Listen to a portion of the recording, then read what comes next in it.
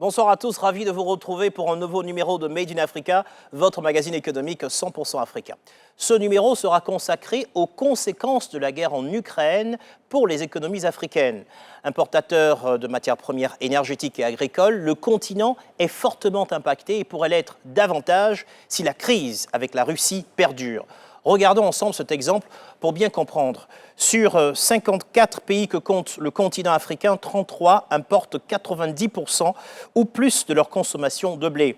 Un blé en provenance majoritairement de Russie et d'Ukraine. Au Maghreb notamment, la situation est critique. L'Égypte importe plus de 60% de sa consommation de blé, l'Algérie 75% et la Tunisie 62%, tandis que le Maroc en importe 38%. Au sommaire ce soir, enquête sur les conséquences de la crise dans l'Est de l'Europe sur la Côte d'Ivoire. La Côte d'Ivoire où la hausse des prix des matières premières perturbe, comme partout ailleurs, le marché. Vous verrez très concrètement quels secteurs sont les plus impactés, mais aussi ce qui devrait être fait pour trouver des solutions, que ce soit au niveau des entreprises ou au niveau de l'État. Puis nous partirons au Cameroun, un pays très dépendant des importations de blé en provenance de Russie. Pour faire face à la flambée du prix de la baguette, des initiatives se mettent en place pour un pain fabriqué à base des ressources vivrières camerounaises. Vous l'avez forcément constaté, en allant faire le plein d'essence, en achetant le pain ou en faisant vos courses au supermarché. Les prix sont à la hausse. Et cela s'explique par un conflit qui a lieu sur un autre continent, à des milliers de kilomètres, en Ukraine. Comment expliquer qu'un conflit si éloigné de nous puisse tout de même avoir des conséquences sur notre économie? Quels secteurs sont les plus impactés? Quelles solutions faudrait-il privilégier? Guerre en Ukraine, les conséquences. Un reportage de Bernard Samuel Pomme, Ghislaine Mendonça et Romane Émilie Kofi. Une journée ordinaire dans cette station-service d'Abidjan. En apparence, rien n'a changé, mais en apparence seulement. Je sais que je payais l'essence à 615, mais je viens d'avoir peut-être 695. Une augmentation de 80 francs sur le prix du carburant. Pas le choix. Cet Ivoirien, comme des milliers d'autres, doit payer plus cher chaque litre consommé. Dans la semaine, ça ne vaut même pas 5 jours, peut-être 4 jours. Pour le plein, peut-être à 60 000, à 615. Mais maintenant, disons qu'à 695, on va faire combien de jours? Peut-être 2 jours, 3 jours. Vraiment, pour l'augmentation du carburant, vraiment, ça fatigue la population. Depuis janvier 2022, le prix du super n'a cessé de grimper pour atteindre début mars 695 francs CFA à la pompe.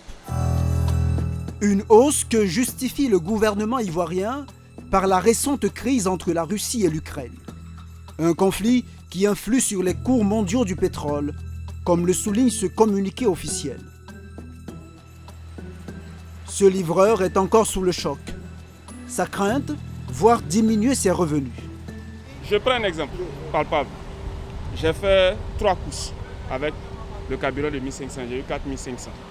Vous voyez, je suis obligé de venir recharger encore pour 1500. Ce qui veut dire que dans ce que j'ai eu, les 3500, les 4500, j'enlève 1500, il me reste 3000 pour ma journée. Vous voyez un peu ce que ça joue. Par contre, avant, quand je prends 1500 matin et les 4500, je peux rentrer avec à la maison et venir encore demain encore travailler un peu encore avant. Le gasoil et le pétrole à usage domestique n'ont pas subi d'augmentation. Et pour cause. Entre janvier et avril 2022, l'État ivoirien a débloqué 120 milliards de francs CFA pour amortir l'inflation et ainsi préserver le pouvoir d'achat des citoyens. Youssouf Karious, économiste, est l'un de ceux qui suit de près les répercussions de la guerre entre l'Ukraine et la Russie. La Russie, troisième producteur et deuxième exportateur de pétrole dans le monde. Difficile, selon l'expert, d'échapper à l'impact socio-économique. Le cours du pétrole, il est fixé mondialement.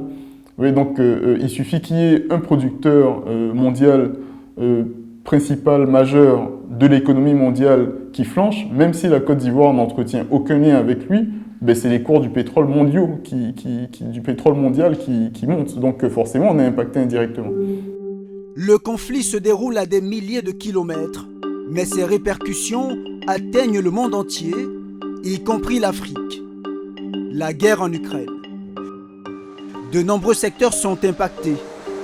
Rareté et hausse des prix des matières premières perturbent le marché, car l'Ukraine et la Russie sont de grands fournisseurs de céréales, de pétrole ou encore d'engrais. Des industries au secteur agricole, en passant par les produits de grande consommation, la Côte d'Ivoire pourrait elle aussi en payer le lourd tribut.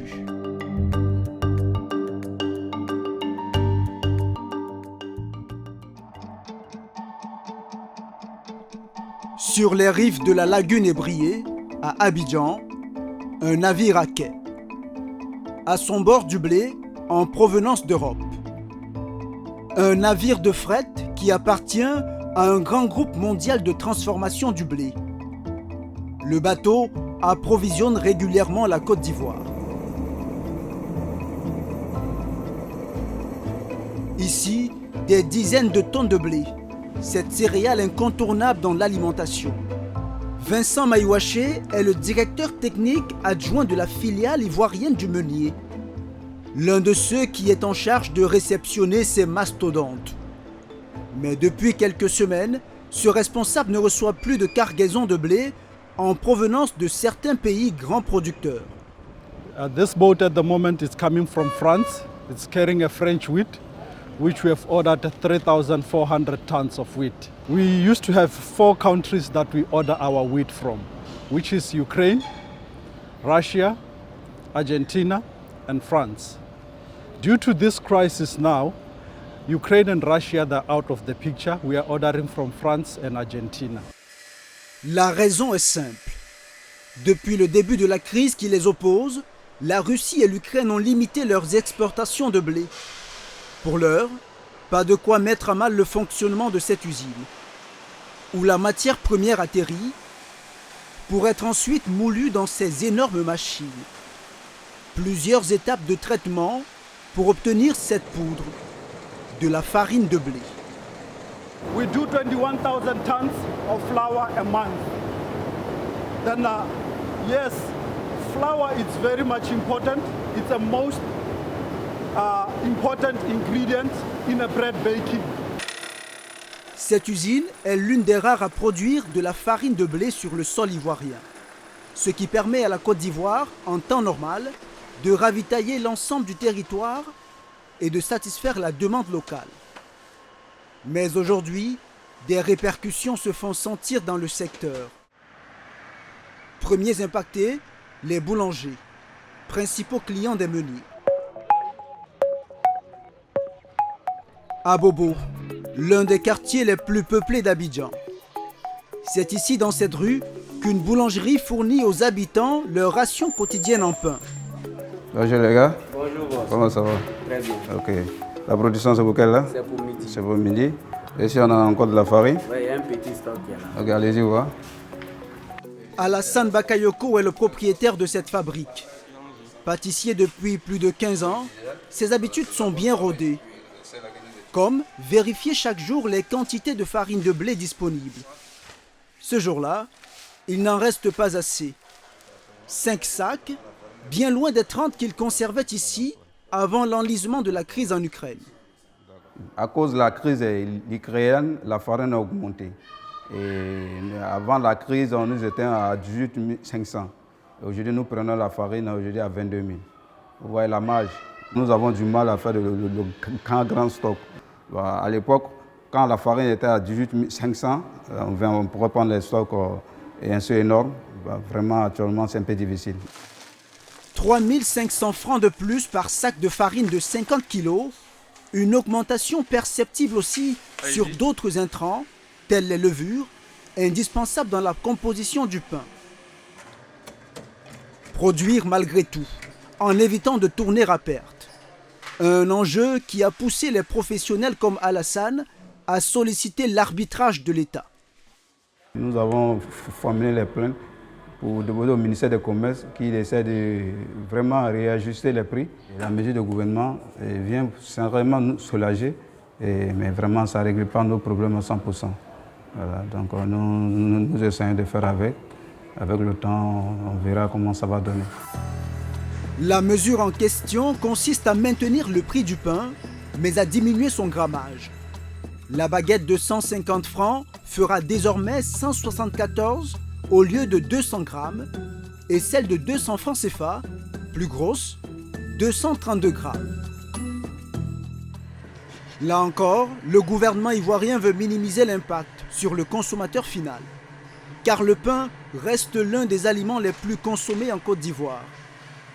80% de la population en mange chaque jour. Malgré une capacité de production en baisse, pas question pour ce boulanger de baisser les bras, après un investissement de 60 millions de francs CFA dans son établissement. Mais pour l'heure, difficile de faire autrement, lorsqu'il existe, selon lui, encore peu d'alternatives. Nous sommes habitués déjà au blé, puisque aujourd'hui, vous imaginez, tous les pains que nous faisons, sa base est bleue. Si aujourd'hui vous prenez du manioc pour faire du pain, puisqu'on n'est pas déjà habitué à ça, les gens diront non, vous faites du pain avec la manioc. Donc nous sommes obligés de prendre la farine de blé. Notre souhait, nous les boulangers, que vraiment cette guerre puisse s'arrêter rapidement. La farine à base de blé reste le principal composant dans la préparation du pain en Côte d'Ivoire. Mais alors, comment ne plus en être dépendant? Les dirigeants ivoiriens optent pour stopper les exportations de certaines cultures vivrières, telles le manioc et la banane plantain, massivement produites dans le pays. L'espoir à terme, les substituer à la farine de blé.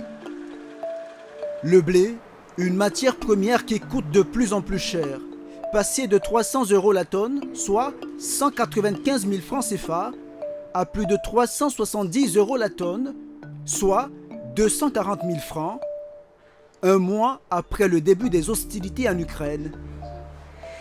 Selon cet économiste, la Côte d'Ivoire doit plus que jamais accélérer sa politique de transformation des matières premières.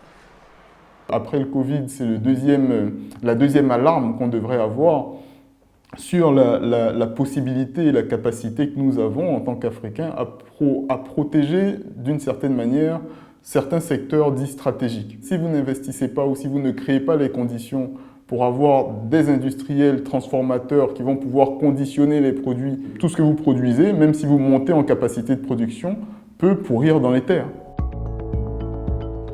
Se tourner vers la terre pour être moins dépendant de l'importation, une équation pas si simple à résoudre. Le secteur de l'agriculture en Côte d'Ivoire représente un des piliers de l'économie, environ 28% du produit intérieur brut. Une filière en particulier fait sa fierté, le cacao. Le pays en est le principal exportateur, 40% de la production mondiale. Problème, l'or brun pourrait lui aussi être mis à mal par les répercussions de la guerre en Ukraine. Pour le constater, nous sommes allés à 3 heures d'Abidjan, dans les environs de Yamoussoukro, à la rencontre d'un homme. Yao Kofi, la soixantaine. Producteur de cacao depuis 35 ans, ce sont ses fèves qui nourrissent sa famille, seule source de revenus. Je vais dans le champ de cacao. D'accord. Ce soir. Alors, lorsque ce père n'est pas à la maison, c'est dans sa plantation qu'il se rend. Aujourd'hui, l'agriculteur y va dans un but précis. Pulvériser ce produit, un insecticide. Un intrant qui lui permet d'obtenir une bonne production. Une boîte d'insecticides insuffisante pour ces 3 hectares de plantation. Des produits chimiques comme celui-ci, il en faudrait plus pour tuer les agents pathogènes, tels les champignons et les mauvaises herbes. Donc, si nous n'avons pas des intrants, nous ne pouvons pas produire assez comme il se doit. Par exemple, vous voyez, on devait avoir des cabosses à ce moment. Mais vous voyez le pied, il n'y a pas de cabosses parce qu'il y a un manque de ces intrants. Si les intrants se font rares, ils sont aussi plus chers. Pour couvrir toute la superficie de son champ, Yao Kofi dépense 250 000 francs CFA par an. Mais ça, c'était avant la guerre en Ukraine. Car aujourd'hui, la valeur de certains intrants a doublé, voire triplé en quelques semaines. Avant, nous achetons l'herbicide, une boîte à 2 000. Aujourd'hui, la boîte coûte 5 000. L'engrais qui était à urée à 20 000, aujourd'hui à 30 000, à 35 000, à 37 000. Même si on arrive à avoir une bonne production, on ne fera plus la même marge comme avant. Si Yao Kofi et les autres petits producteurs de cacao ne peuvent plus produire en raison du manque d'intrants, c'est toute l'économie ivoirienne qui risquerait d'être mise à mal. Problème, la Russie. Je veux un sachet de 1 kg de machette. Le prix est combien actuellement? L'un des plus grands producteurs de fertilisants de synthèse a bloqué ses exportations dès le début de la guerre. Conséquence, une pénurie sur le marché mondial. 1 kg 800. Mais avant, tu faisais ça à combien? Avant, on faisait ça à 400. Les cacaoculteurs comme Yao Kofi doivent se tourner vers des produits en provenance d'Asie. Ceux-là viennent de Chine, mais ne coûtent pas pour autant moins cher. Et les étals de ce vendeur sont presque vides. J'ai un peu seulement à cause des prix. On ne peut pas, c'est trop cher. Moi-même, comme c'est mon travail, je ne sais pas ce que j'ai à faire. Aujourd'hui, où je te parle là, je peux dépenser 200 000 dans le produit. Voilà. Avant, je mets 500, 600 000 dedans. Tout est propre. Mais cette année-là, toi-même, tu as vu quand il a commencé, c'est vide. La crainte de ne pas s'en sortir et s'enfoncer davantage dans les conséquences économiques d'une guerre ukrainienne dont il est pour l'heure difficile de prédire la fin.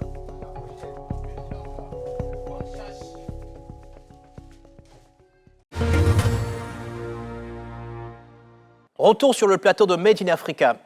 Il faut noter que quelques semaines après la réalisation de ce reportage, le prix du super a franchi un autre palier, passant de 695 francs à 735 francs CFA, soit une augmentation de 40 francs CFA. Et pour débattre de ce sujet ce soir, j'ai le plaisir d'accueillir Aimé Cablan-Coisan, directeur général du commerce intérieur, Amadou Koulibaly, président national du haut patronat des boulangers et pâtissiers de Côte d'Ivoire, et Malik Nyang, directeur général de Afrigec, société d'importation d'engrais. Monsieur le directeur général, messieurs, bonsoir. Bonsoir. Merci d'être dans Made in Africa ce soir.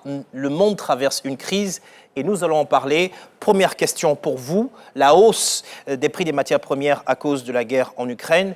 Est-ce que vous pouvez confirmer que c'est une réalité en Afrique? La hausse des prix de l'engrais est une réalité depuis bien longtemps, qui a commencé il y a 2 ans, à la survenue de la pandémie à Covid-19. Et qui continuait. La crise n'est venue que mettre à jour ou mettre sous les lumières une augmentation, une crise qui est là depuis quand même 2 ans. Monsieur le directeur général, la crise dans le monde, et notamment à l'est de l'Europe, est-ce qu'il y a vraiment des conséquences sur la Côte d'Ivoire? Absolument. Ce n'est pas seulement sur la Côte d'Ivoire. Je veux dire, les conséquences sont mondiales. Vous savez, nous sommes à l'ère de la globalisation et les économies sont interconnectées. Donc effectivement, la crise ukrainienne impacte durablement nos économies, impacte l'Afrique de l'Ouest, impacte effectivement la Côte d'Ivoire.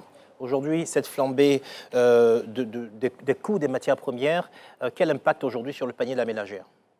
Ah oui, mais c'est l'inflation. C'est la flambée des prix. C'est vraiment, j'ai envie de dire, tout ce qu'on observe aujourd'hui, le renchissement des produits de grande consommation. Parce qu'un certain ensemble de matières premières qui rentrent dans la fabrication des produits de grande consommation, qui sont utilisés comme intrants par notre industrie locale, connaissent, je dirais, une hausse importante. Ouais. On a des niveaux d'augmentation des prix qui sont historiques. Ces différents intrants rentrent dans la fabrication de nos productions locales, mais l'impact, effectivement, sur le coût, c'est un coût de facteur important dans le coût de revient. Quand on parle d'inflation, c'est la hausse généralisée. Ah oui, la hausse généralisée des prix. Vous évaluez à combien de pourcents à cette date? Non, il faut dire qu'aujourd'hui, la Côte d'Ivoire, à fin avril, en glissement annuel, était donc à 4,6%. Voilà, je pense qu'on était légèrement au-dessus du seuil communautaire, qui est à 3%. Mais quand on regarde ce qui se passe donc dans notre sous-région, j'ai envie de dire que la Côte d'Ivoire est l'un des pays qui s'en sort le mieux. On va, oui, alors c'est bien. On va aussi voir l'avis des acteurs du secteur, quitte à savoir rapidement quels sont les secteurs qui sont les plus impactés. Ah non, globalement aujourd'hui vous avez des secteurs comme l'agroalimentaire, c'est un secteur qui est énormément impacté. Vous avez l'énergie et vous avez aussi le BTP. La situation ne s'améliore pas. Hein. Alors, parlons de la farine de blé. C'est une question qui est importante. C'est un secteur qui est important, qui a été affecté. Est-ce qu'aujourd'hui, vous pouvez considérer qu'on reçoit moins de blé qu'avant? Je ne parle pas des coûts, je parle des quantités. Est-ce qu'on arrive à maintenir les mêmes nombres de cargaisons qu'avant? Peut-être que les moulins, les meuniers pourraient mieux répondre à cette question, mais de mes interrogations, ils m'ont assuré qu'ils n'ont pas de problème d'approvisionnement pour l'instant. Donc du coup, sur le plan national, Monsieur le Directeur Général, on n'a pas entendu de problème d'approvisionnement en blé? Les importations en provenance donc, de Russie et d'Ukraine représentaient à peu près 20%, 20% des importations de nos meuniers. Mais ils ont su, je dirais, se diversifier à travers donc, de nouvelles destinations, surtout le blé français. Mais ce qu'il faut vraiment noter, c'est que les conséquences sont surtout sur le coût d'achat. Alors, sur la question du coût, comment est-ce que vous faites pour vous en sortir? On a vu les mesures du gouvernement pour vous faciliter la tâche. Oui. Aujourd'hui, comment est-ce que se comporte le secteur? Oui, le secteur continue de traverser sa période de difficulté. Parce qu'avec le super que vous avez annoncé, notre gaz butane que nous utilisons vient de passer à 850. À combien? 850 voire 900 dans certaines zones. 800, entre 800 et 900 en fonction de la distance d'approvisionnement. Donc pour dire que c'était une mesure qui intervenait aussi dans une période vraiment de crise, je peux dire, puisque la hausse des prix était généralisée et donc les marges de manœuvre étaient très réduites pour le gouvernement. Donc nous nous sommes contentés de limiter la casse, mais nous ne sommes pas encore sortis. Alors nous, on continue d'acheter notre pain à 150 francs. Hein. Oui. Donc vous perdez. C'est quoi la solution pour pas qu'on perde? Oui, comme l'élément l'a annoncé, ce pain que vous payez à 150, il est à 114 grammes maintenant, contre 200 grammes en moyenne. Donc ça veut dire que le prix ne change pas, mais la quantité de farine que vous y mettez a diminué, donc ça permet de... Légèrement. Oui. D'accord. Alors, monsieur le Directeur Général, est-ce que vous pensez que malgré toutes les mesures du gouvernement qui ont été prises jusqu'à présent, on va évoluer peut-être vers une augmentation du prix du pain? Ce qu'il faut noter déjà, 200 milliards de subventions sur le carburant que le gouvernement a mis en place depuis le mois de janvier. On a 6,6 milliards de subventions sur le blé. On a autour d'1 milliard d'exonérations douanières toujours sur le blé.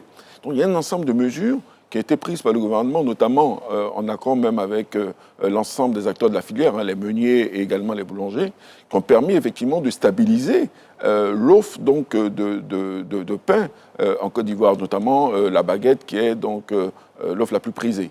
Donc sur la baguette, nous avons convenu aujourd'hui que la baguette de 174 grammes est vendue à 150 francs et la baguette de 210 grammes est vendue donc à 200 francs. C'est pour dire que les efforts qu'a fait le gouvernement à travers donc, les mesures fiscales et d'accompagnement donc, de la filière blé nous permettent donc de maintenir le prix de la baguette à 150 francs. En dehors du pain, il y a toute la chaîne de valeur agricole. Le président de l'Union africaine, en exercice, président également du Sénégal, notait récemment que l'Afrique était menacée véritablement de famine.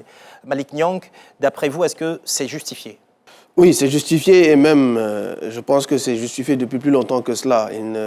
La crise en Ukraine est venue juste mettre un fouet dans ce qui se passe depuis un bon moment. Vous savez, avec l'augmentation des prix des engrais, déjà que nous sommes dans une zone où nous ne consommons pas on va dire, nous n'utilisons pas assez d'engrais pour fertiliser nos sols. Nous avons un déficit, si on veut comparer par exemple avec les pays, ne serait-ce que même qu'en Afrique de l'Est, pour ne pas sortir du continent africain, qui consomment grosso modo plus de 100 kg à l'hectare d'engrais. Nous sommes ici en Afrique de l'Ouest, Côte d'Ivoire inclus, autour de entre 15 et 20 kg à l'hectare. Et aujourd'hui, vous produisez équivalent 1 kg d'engrais, vous produisez à peu près entre 5 et 8 kg de céréales. Donc vous voyez un peu le déficit. Si on va dans le sens d'une utilisation raisonnée des engrais, en tout cas en quantité et en qualité, je pense que du côté du céréal, on aurait pu peut-être à un moment donné éviter d'être des victimes collatérales d'une crise qui ne se passe pas, on va dire, sur notre sol ou en tout cas dans la sous-région. En restant sur les engrais, qu'est-ce qui se passe si on fait une production sans engrais ? La production va décliner d'année en année. Vous savez, le sol, c'est comme l'être humain avec la plante. La plante a besoin de se nourrir. Plus elle se nourrit, mieux elle se nourrit, plus elle produit. Nos sols sont pauvres, de façon générale, avec l'agriculture, on va dire, saisonnière sur le même sol. À un moment donné, vous n'avez plus les mêmes nutriments à l'intérieur du sol. Ouais. Vous avez besoin d'apporter des engrais, on va dire, pour faire simple, de la nourriture à la terre, qui va permettre à la plante de mieux se nourrir et de mieux produire. Donc, moins on va mettre des engrais, moins on produira et plus on aura de problèmes et de déficits. Donc, cette crise nous inquiète parce que nous, on est champions dans plusieurs produits. On a le cacao, on a le café, on a l'anacarde, on a l'EVA. Dites-nous, quelle est la situation de l'importation des engrais aujourd'hui en Côte d'Ivoire ? À la même période l'année dernière, que si on compare cette année, on a un déficit d'à peu près un peu plus de 50%. Aujourd'hui, entre janvier et mai, on a eu une importation qui tourne autour de 100-160 000 tonnes d'engrais. À la même période l'année dernière, on était autour de 300 000, presque à 400 000 tonnes d'engrais qu'on avait importés sur le sol ivoirien. La situation n'est pas, on va dire, intéressante. Et l'impact ne sera pas visible tout de suite. Si on prend l'exemple du cacao dont vous parliez, le fait de diminuer, on va dire, la quantité d'engrais dans une parcelle de cacao, l'impact ne se verra pas tout de suite, mais sur les récoltes prochaines. Pourquoi ? Parce que le cacao, c'est saisonnier. Si on prend à la différence le céréal, l'impact, c'est tout de suite. Vous ne mettez pas d'engrais, vous n'aurez pas de résultat. Alors, c'est inquiétant. Pour notre économie. Mais on n'a pas envie d'être inquiet quand on vous voit, parce que vous nous rassurez. Alors, dites-nous, est-ce qu'il y a des mesures en ce qui concerne les engrais qui sont prises ? Si oui, lesquelles ? Non, je crois qu'aujourd'hui, ce qu'il faut noter, c'est quand même, vous avez entendu hier le chef de l'État à la tribune donc, du CO Africa Forum, qui a lancé quand même un cri d'alerte à l'opinion internationale pour marquer, je dirais, les inquiétudes et préoccupations du continent africain. C'est la voix de l'Afrique qui a été portée pour dire, effectivement, si on ne met pas assez rapidement fin, je dirais, à cette crise ukrainienne, qui représente quand même, en tout cas pour l'Afrique, plus de 30% des importations d'engrais, les menaces sont sérieuses pour amener demain à une crise alimentaire en Afrique. Et je crois que l'un des éléments importants, c'est que l'Afrique se prenne en charge. Et je crois que la Côte d'Ivoire y travaille sérieusement.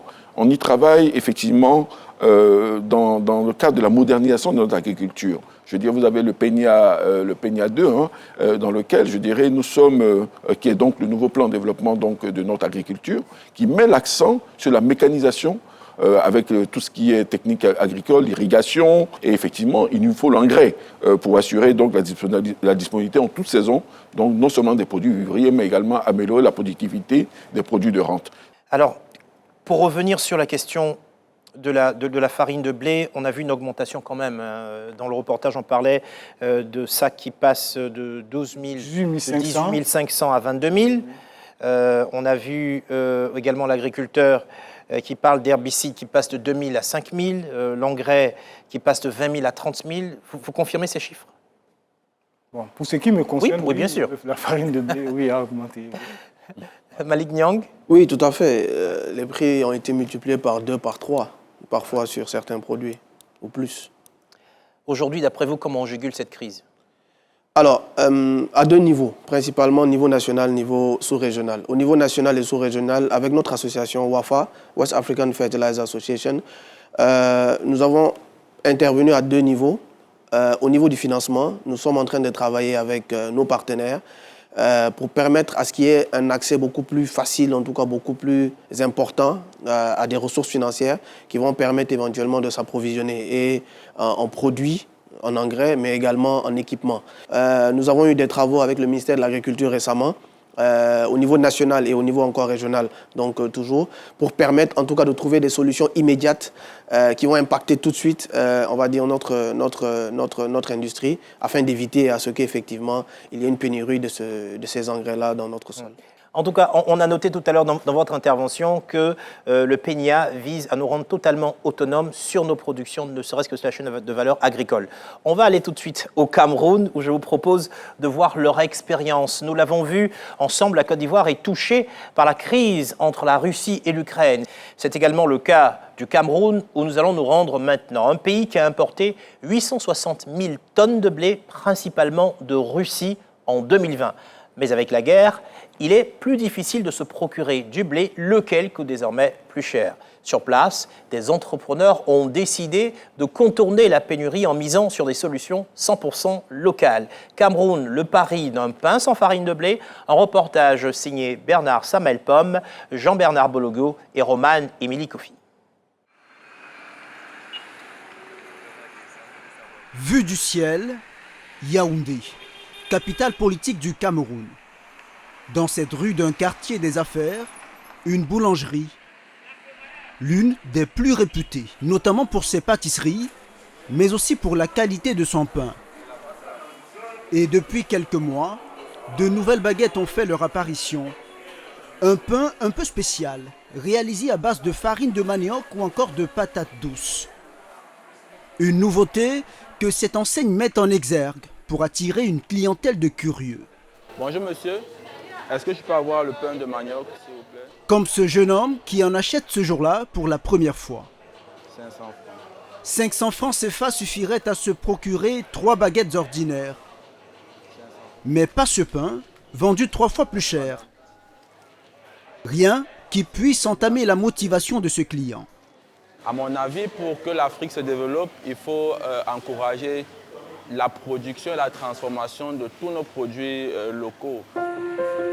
C'est une petite révolution qui s'opère, un changement de conscience et de pratique dans la consommation du pain.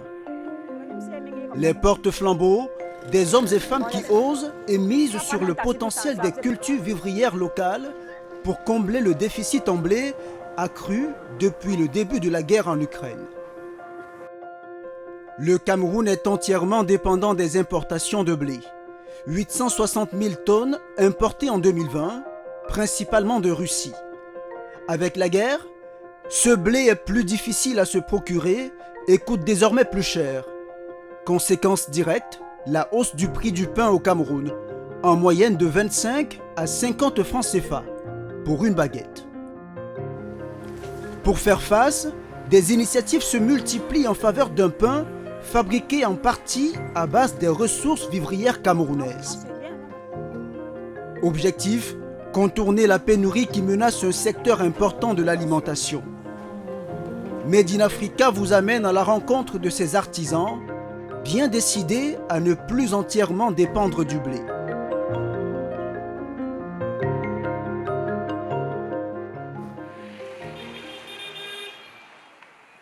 Retour à la boulangerie Select, dans l'arrière-boutique. Ici s'affaire, loin des regards, une demi-douzaine d'employés, conduits par Hervé Niama, chef pâtissier. Voilà de nombreuses années que son équipe n'ont produit du pain qu'à base de blé. Il y a peu, ils ont dû se réinventer pour faire face à une contrainte, la rareté du blé. Mais le défi ne fut pas des moindres. Sortir des sentiers battus pour développer de nouvelles formules gardées secrètes à base de farine panifiable, c'est-à-dire contenant suffisamment de gluten pour servir à la fabrication du pain. Depuis que la crise ukrainienne est arrivée, avec cette flambée des prix du blé, nous sommes mis sur le travail d'essayer avec la hiérarchie pour pouvoir mettre ça sur pied. Ça n'a pas été vraiment facile. Vous voyez, il y avait trop de ratés, il fallait reprendre à zéro, il fallait essayer de trouver la bonne formule pour avoir du bon pain de manioc, pour avoir du bon pain de patates, de maïs, ainsi de suite. Et à la dernière retrouvaille qu'on a fait, c'est le pain de plantain. Mais pour le moment, nous n'avons pas encore mis sur le guichet. Bientôt, nous espérons que nos clients seront satisfaits d'avoir du pain de plantain sur leur table. Paris gagnant, surtout pour les responsables de l'enseigne, au rang desquels Jean-Pierre Ekani, responsable de production. Ça va ici? D'accord. Bon, nous on fait comment? Pour les pains, patates, manioc, maïs, c'est bon? D'accord. Pour l'heure, la production de ces pains enrichis en farine locale reste limitée. En moyenne, seulement 30 de chaque variété sortent des fours par jour. Mais pour Jean-Pierre Ekani, c'est déjà une fierté. Et voici le composant vedette, celui qui fait toute la différence. La farine fait à base du manioc, non seulement sa couleur, elle est plus blanche, et en même temps également, elle est plus fine. Donc sa texture est plus fine. Et on peut rendre compte déjà que rien que là, il y a une différence. Bon, maintenant, quand nous allons vers la farine du blé, sa texture également, elle n'est pas complètement blanche. Donc ceci démontre également la substance de certains mélanges qui sont faits. Et elle est également pas trop fine. Une différence qui se trouve aussi dans le coût d'achat. Pour migrer vers d'autres farines, l'entreprise doit y mettre le prix. Les farines locales étant encore 2 à 3 fois plus chères que celles de blé. La farine du blé est faite de manière industrielle, nous tous nous connaissons. Mais les farines locales étant encore, j'ai même envie de dire que c'est en train de germer. La production, elle est typiquement de manière artisanale, voire même manuelle. Donc c'est tellement difficile, c'est-à-dire pour l'avoir. Si les producteurs sont accompagnés, je dis bien accompagnés véritablement par nos gouvernements ou encore par notre gouvernement, et que la production devient de manière industrielle, alors là, le coût de la farine locale deviendra plus bas que le coût de la farine de blé. Prioriser les matières premières locales pour être moins exposés aux fluctuations des cours du blé, notamment en provenance des pays d'Europe de l'Est, une vision entretenue aussi par l'État camerounais. Le pays envisage depuis de nombreuses années d'inclure 10% des farines locales, comme celle de manioc, dans la fabrication du pain. Il faut dire que le Cameroun en est un grand producteur. Environ 19 millions de tonnes de manioc sortent de terre chaque année. Cela représente 25 milliards de francs CFA de recettes pour le pays. D'autres cultures comme le plantain sont par contre moins produites, seulement 1,2 million de tonnes par an. Et pourtant, de nombreux artisans misent désormais sur ces tubercules. Les marchés de Yaoundé comme celui-ci en regorgent. Ce jour-là, ces deux femmes viennent s'approvisionner. Les plantains là, et tout ce que tu as, je vais environ 20 régimes, tu as suffisamment. Gaëlle, la trentaine, est une productrice de farine à base de divers tubercules. Aujourd'hui, elle effectue ses achats hebdomadaires. Elle prend soin de sélectionner ses régimes de plantain. C'est une variété particulière de plantain, il s'agit des gros doigts. Donc ce qu'on appelle les bic et banga, c'est ce genre. Parce qu'une fois que je les déshydrate, à la fin, j'ai quand même un rendu important en farine. Donc soit je vais directement au champ m'approvisionner parce qu'il y a des gens qui sont loin dans les villages. Et là, ça me revient un peu moins cher de venir de m'approvisionner en plantain. Donc quand je viens au marché comme ça, c'est un peu plus cher parce qu'ils achètent à ces agriculteurs locaux et ils me revendent en fait. Résultat des courses, la facture s'élève à 35 000 francs CFA pour une dizaine de régimes, soit en moyenne 3 000 francs CFA l'unité. Aussitôt acheté, direction le domicile familial. C'est là que Gaëlle a installé sa petite unité de transformation. Ici, tout se fait à la main, ou presque. De l'épluchage des doigts à la découpe. La production est artisanale et ne nécessite pas de coûts supplémentaires. L'un des rares investissements, cette déshydrateuse d'un demi-million de francs CFA, venue de Chine. Son rôle, assécher ces tranches en les débarrassant de leur eau, ce qui peut nécessiter plusieurs jours. Nous n'aurons donc pas l'occasion de suivre l'étape de transformation de ce plantain, moulu et enfin tamisé. Mais avec si peu d'équipement, Gaëlle ne produit qu'en petite quantité. Contrainte et limitée, elle espère parvenir un jour à moderniser son activité. Pour quitter d'ici, il faudrait d'abord finaliser l'unité de production qui est en cours et puis s'acheter des machines un peu plus sophistiquées. Et il faudrait des dizaines de millions pour mettre toutes ces machines sur pied. Car la demande est sans cesse croissante. Des professionnels mais aussi des particuliers qui sollicitent le savoir-faire de Gaëlle. Et c'est ici que la jeune femme a ouvert son épicerie fine, une boutique où elle propose de nombreuses variétés de farines. Ici, nous avons la farine de patates douces, sous cette forme. Nous avons la farine de manioc, tubercule de manioc. Nous avons la farine de plantain, banane plantain verte. Nous avons la farine de maïs. Nous avons la farine de riz.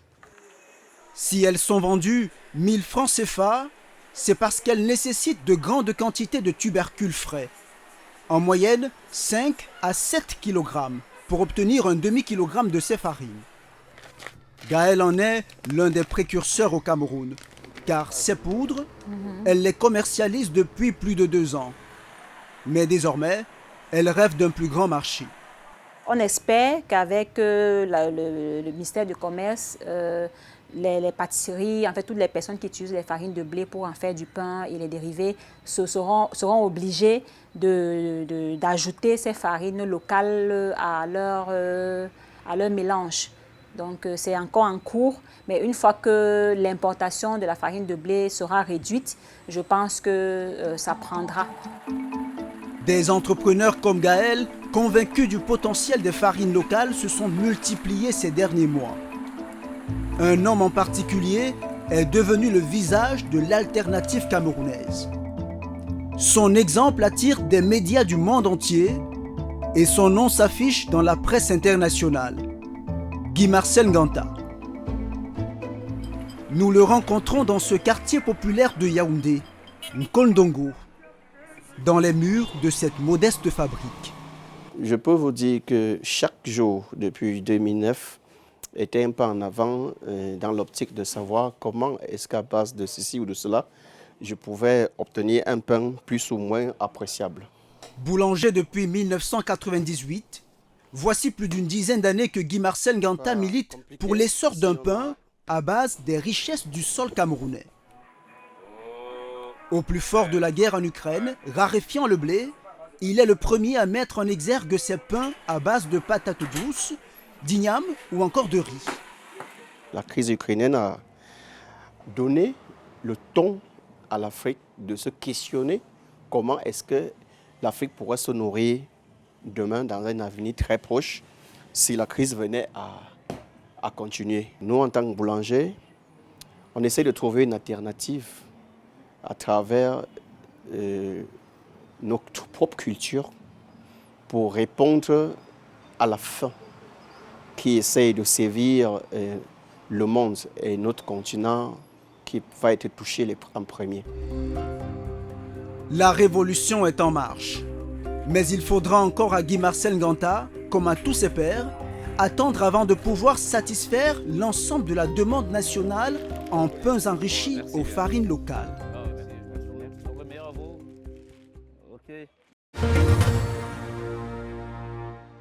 Allez, on est de retour du Cameroun et là, dans nos studios à Abidjan, en Côte d'Ivoire, j'ai une question pour vous, Monsieur Koulibaly.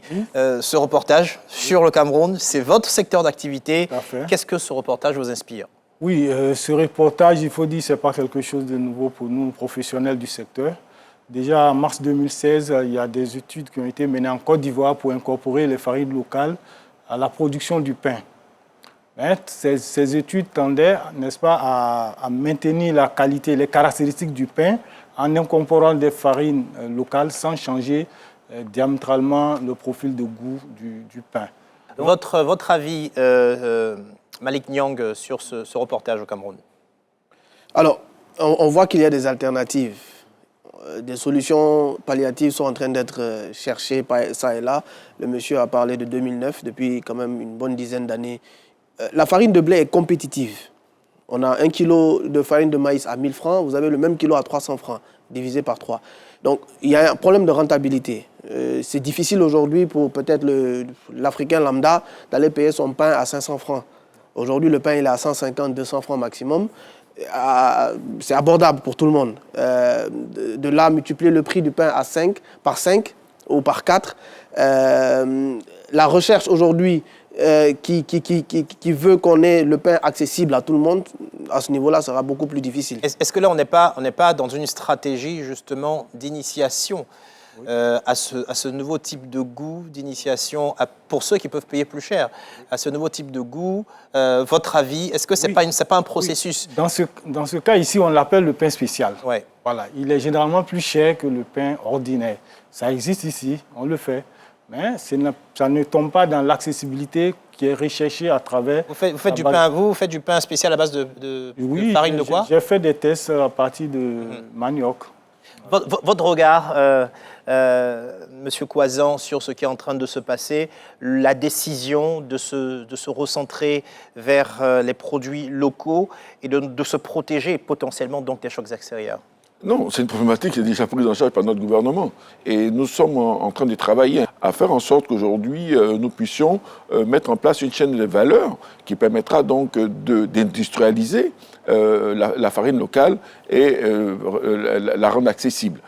Donc pour que effectivement l'ensemble des boulangers puissent l'utiliser à produire un pain qui soit donc à base de farine locale, mais également à moins de coût. Alors, si on revient au modèle camerounais, est-ce que vous n'avez pas le sentiment, Amadou Koulibaly, que là-bas, il y a une approche plus volontariste? Absolument. Là, par exemple, vous avez parlé des recherches qui sont en cours, là, on a parlé des réformes qui sont en cours, mais là, il y a déjà un pain, ou du pain, qui coûte 500 francs, qui coûte plus cher, mais qui marche. Oui, c'est très bon, et c'est d'ailleurs économique. Dans certains cas, l'offre crée la demande. Quand on fait une proposition de nouveauté, on aura toujours des acheteurs. Maintenant, ce que ça suscite aussi comme, n'est-ce pas, élément, c'est qu'il faut une préparation psychologique de la population. Parce qu'ici, en Côte d'Ivoire, les farines locales sont perçues comme de mauvaise qualité ou de moindre qualité par rapport au blé. Et quand un pain n'est pas bon, les consommateurs nous taxent d'utiliser de la farine de manioc. Donc il faut déjà préparer psychologiquement la population à accepter, n'est-ce pas, ces produits-là. Donc vous n'avez pas le sentiment ici que la population soit aussi réceptive que ce qu'on a vu au Cameroun aux alternatives? Non, la population... Peut-être que c'est dans votre recette, peut-être qu'il faut... C'est le coût qui va faire l'élément déterminant. S'il est plus accessible que la farine de blé, enfin le pain à base de blé, automatiquement, on aura vraiment une acceptation de la population. Sinon, si on dépasse les 15%, le goût va changer. Et maintenant, il faudra que la population vraiment s'approprie comme étant un produit local et être prêt à l'acheter. Malick Niang, vous voulez réagir? Ce que je voulais rajouter, quand on prend la farine de manioc, quand on prend la farine de blé, on voit la différence de prix. Cette différence-là, nous, on l'aperçoit en tant qu'acteurs dans l'agriculture, simplement dans la capacité de production. Si on arrive à produire assez de manioc sur une même superficie, d'accord, on réduit les coûts de production. Si on réduit les coûts de production, on réduit le coût de la farine, parce qu'après, on va transformer beaucoup plus. Donc, avec une économie d'échelle, on économise un tout petit peu plus. Et je pense qu'on peut arriver à égaler les coûts de la farine de blé. Malick Niang, petite pause, il faut que je parle au directeur général.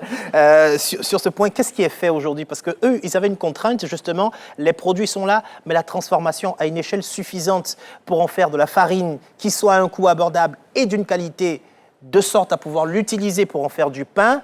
Quelles sont les réflexions qui sont menées dans ce sens et quelles sont les politiques nationales pour aller dans ce sens? Non, je crois que c'est ce que j'essaie de rappeler tout à l'heure. Hein. En termes de politique publique, nous avons montré notre volonté à travers l'adoption d'une nouvelle norme ivoirienne, la norme NI 380 qui a évolué et qui prend en charge les céréales locales dans la production donc, de la fabrication de la baguette de pain. Ça, c'est vraiment l'expression de la volonté politique du gouvernement ivoirien. Ça, c'est clair. Mais avant ça, il y a toute l'industrie pour produire Non, bien sûr, c'est ce que je m'entends dire.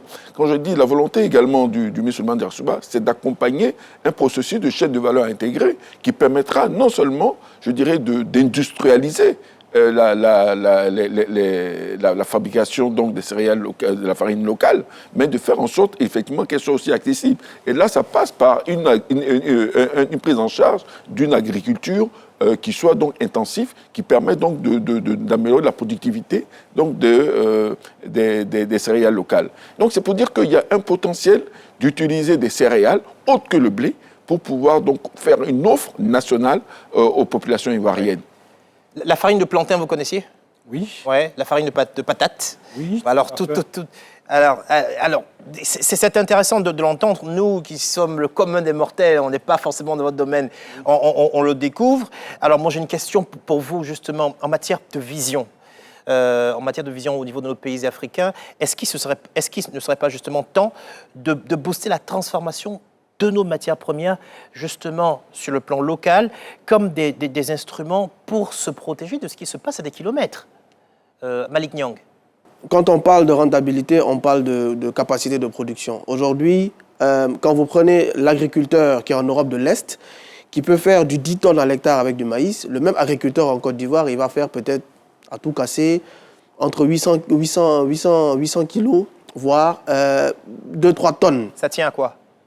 Les pratiques agricoles, l'accès aux bons intrants, aux bonnes semences d'abord, et bien entendu, on va dire, tout ce qui est autour de l'agriculture, les bonnes pratiques agricoles de façon générale.